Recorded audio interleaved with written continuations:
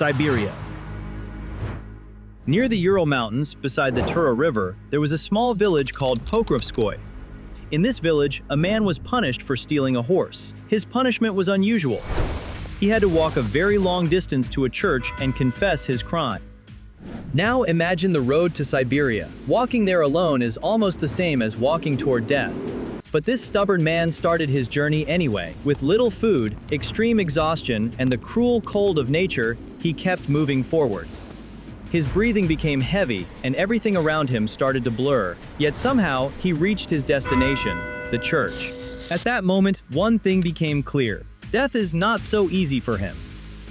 Another proof of this came in June 1914. One evening, a woman attacked this man with a sharp knife. She accused him of making an indecent proposal to her. For an average person, such a deep knife wound would have meant certain death.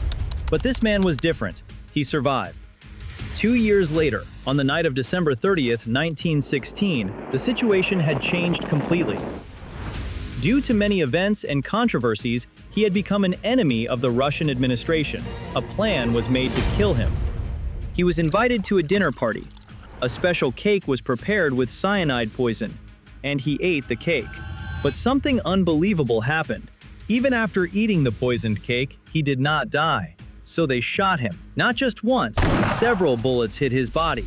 And yet, he still survived. Finally, they wrapped him in a sack and threw him into the freezing, icy water.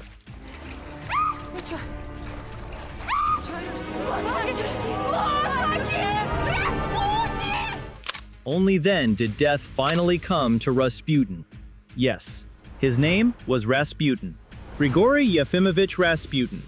Around the world, he became known as a womanizer, mysterious figure, power-hungry mystic, and a mad holy man. People often said that his eyes were terrifying. When he stared at someone, it felt as if he could look directly into their mind. In fact, the famous band Boney M even described him in their legendary song as Russia's greatest love machine. During his life, many women became connected with him, willingly or unwillingly. Rasputin had a strange and powerful personality that attracted people in a mysterious way. From a very young age, he left his home in search of spiritual enlightenment and the vision of God. However, history is filled with rumors about Rasputin. Some people claim that if he simply placed his hand on someone, that person could be healed. Because of this supposed mystical healing power, he became connected with the Russian royal family. At that time, the only son of the Russian Tsar, Alexei Nikolaevich, was suffering from a serious illness. When Rasputin arrived, the child suddenly began to recover. But how he did it is still debated. Some people believe he used leech therapy. Others think he simply advised doctors to stop giving the prince aspirin, which made the condition worse. Whatever the truth may be, the royal family believed Rasputin had saved the heir to the throne. Because of this, Tsar Nicholas II and his wife Empress Alexandra began to trust him deeply. To them, Rasputin became a man of extraordinary power. But the Rasputin that people saw later was very different from a holy man. Our guest of honor, Father Rasputin. Time to dance. Stories spread that Rasputin had a close relationship with Empress Alexandra. Over time, many women from different backgrounds were seen accompanying him. Protected by the Tsar's royal court, Rasputin continued living a controversial life filled with scandals.